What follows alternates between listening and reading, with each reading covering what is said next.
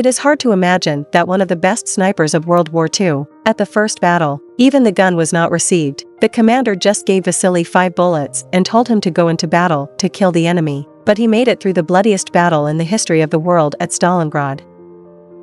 In 1942, a year after the German invasion of the Soviet Union during World War II, Red Army soldier Vasily Zaitsev is on a train to Stalingrad. On the train with him, there are hundreds of other soldiers, but also various civilians. The civilians leave in the middle of the journey while the soldiers are dropped right in the middle of the Battle of Stalingrad. They need to board a boat to reach the front lines, and the enemy takes advantage of this, dropping bombs and opening fire on them as soon as they see them. Many soldiers fall, and when seeing this, others jump in the water trying to escape only to be shot by their own superior officers for deserting. Once they reach the docks, only one of every 2 soldiers is given a rifle. The other is given bullets and instructions to follow the soldier with a weapon. The group is forced into a suicidal charge that the Germans easily overpower, and Vasily, who was given bullets, barely survives the assault by staying close to the ground and pretending to be dead. Once again, soldiers that try to escape are shot by their own side, considering them cowards and traitors. Soon, the area is covered with bodies with nobody alive in sight,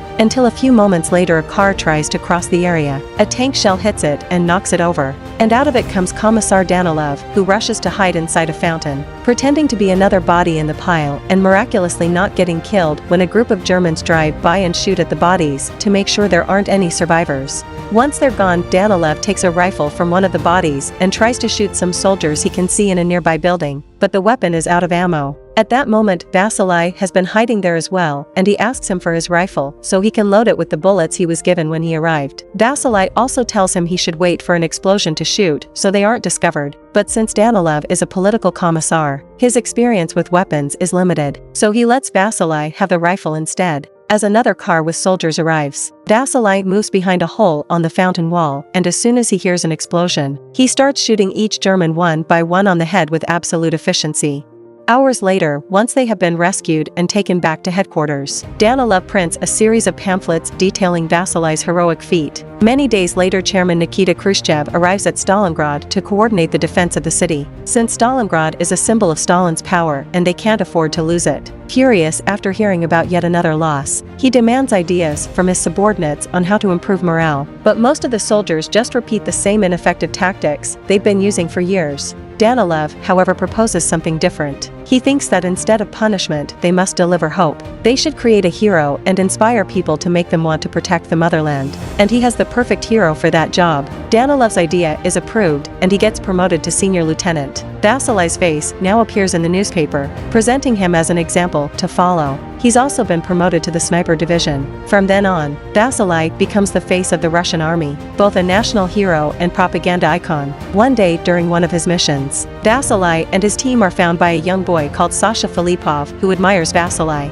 He invites him to his very humble home where his mother, Mrs. Filipov, prepares him dinner as thanks for what he's done for their homeland. Soon after they make it there, Danilov arrives as well, bringing letters from Vasily's fans from all over the country. To keep up with the plan of hope and propaganda, Danilov makes him reply to all of them, although he's the one that tells Vasily what to write, especially since he has to help him with spelling. Tanya Chernova, the girl from the train with Vasily, arrives after they begin. She has become a private in the local militia. She's also fluent in German because she studied at the university. Danilov wants to recruit her because they need more soldiers that understand German. Danilov explains how much she could help them by decoding German intel, and that he'll send 12 soldiers in exchange for every person that speaks German. Meanwhile, the German army is starting to suffer the toll Vasily and his team of snipers are causing in their ranks, so they summon German Major Erwin Koenig, a renowned marksman and head of the German Army Sniper School at Zossen. He's tasked with killing Vasily, and Erwin prepares a plan to make Vasily come to him instead of doing the chasing. Some hours later, Vasily is woken up from a nap by his team because there's some trouble in the department store sector. Vasily shoots a shadow in the window and a helmet falls. He takes Ludmila with him to find the body. The companion they leave behind is shot as soon as they're gone. The duo makes it inside the department store and sneaks around until they reach the window, only to find that the shape they had seen is a mannequin posed to make it look like a sniper. This is obviously a trap, and when Vasily finds a cigarette butt on the ground, he realizes their enemy is still there watching them. He thinks they should take it easy and stay hidden until they think of a proper plan to escape. But as planes start arriving and bombing the area, Ludmila gets scared and runs away, giving Erwin the perfect chance to shoot her. but Vasily escapes before Erwin can do the same to him as well. Erwin returns to the hideout he's staying at and gets his shoes cleaned by Sasha, the messenger for both Erwin and Vasily. When the Red Army learns that the Germans are using Erwin, they bring over a former student of his Kulikov to teach Vasily how Erwin thinks and help him kill him. Before returning to the field,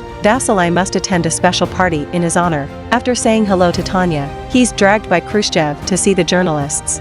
Seeing the painting makes Vasily think of the day his grandfather taught him to shoot again. It turns out he failed his first shot, and that allowed the wolf to reach their horse and eat it.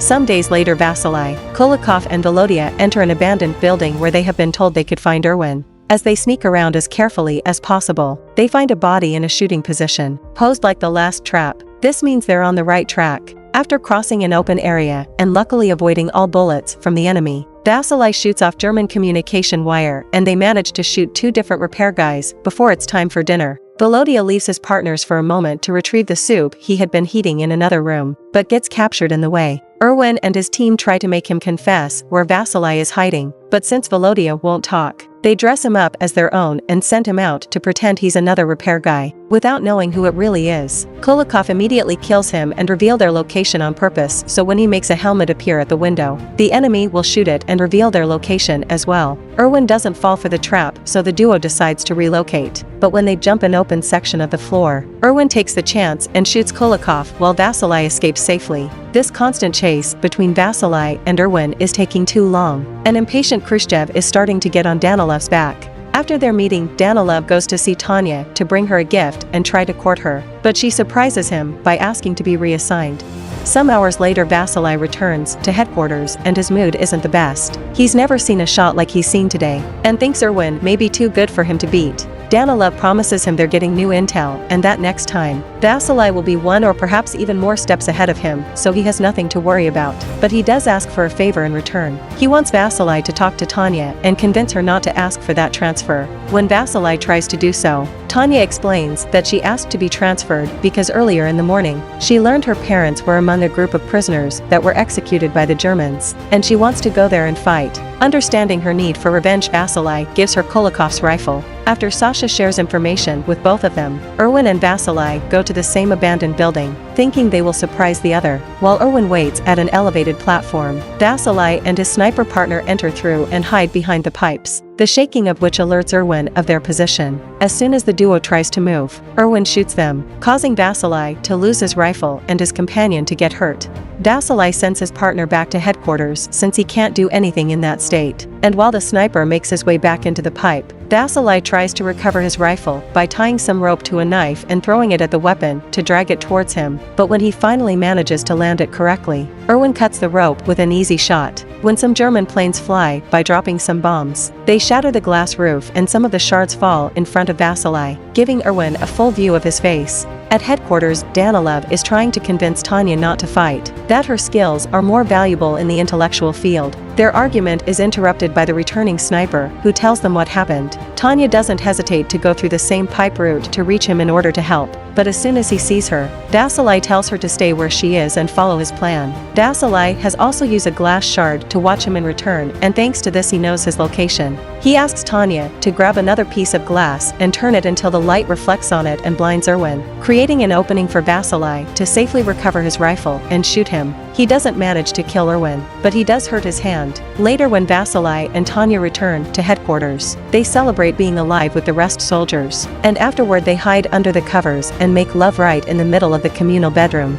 The next morning, Vasily asks Danilov to stop writing about him. He can't carry this weight on his shoulders anymore, and he wants to fight as a regular soldier. Danilov doesn't accept this, and to manipulate Vasily into feeling bad for even asking, he brings over Sasha, who shows him how proud he is for having gotten intel from Erwin. Vasily can't say no, and he allows Sasha to guide him to the area where Erwin will be waiting. The ground is covered with bodies, so Vasily hides among them and proceeds to wait for Erwin to show up. There's an issue, however. He spends so much time waiting there that he falls asleep. When Erwin finally sees him from his hiding spot, he is about to shoot him, only to suddenly see a looting soldier appear between them, moving WWII's body as if he were dead and easily stealing all his belongings. The German army captures this soldier and finds he stole WWII's ID, which makes them think WWII is dead. Erwin doesn't agree, but he's dismissed anyway, refusing to go home while WWII may still be out there. Erwin talks to Sasha again and, already suspecting what may be happening, tells him which his next location will be. At the Russian headquarters, Khrushchev finds out the Germans are passing around the news of WWII's death and gets furious at Danilov, who doesn't believe it. Khrushchev doesn't care if it's true or not. He wants Danilov to do his writing magic and convince the public everything is fine. Afterward, Danilov tries to talk to Tanya about her possibly traveling to his house, but they're interrupted when the loudspeakers start announcing WWII's death as well. Danilov gets ready to write an announcement of WWII's death as a hero, but at that moment the man himself comes back. He explains how he missed his shot for falling asleep and that he had to stay hidden from a man trying to kill him, so Danilov accepts to transfer him. Then WWII asks about Tanya and Sasha tells him she's gone to the station to find Erwin and get revenge. Danilov and WWII rush to the station to rescue her, and when they find her, WWII and Tanya kiss, causing Danilov to get incredibly jealous. So when he returns to headquarters, instead of writing his report about WWII's heroism, he communicates to the world that WWII became a traitor.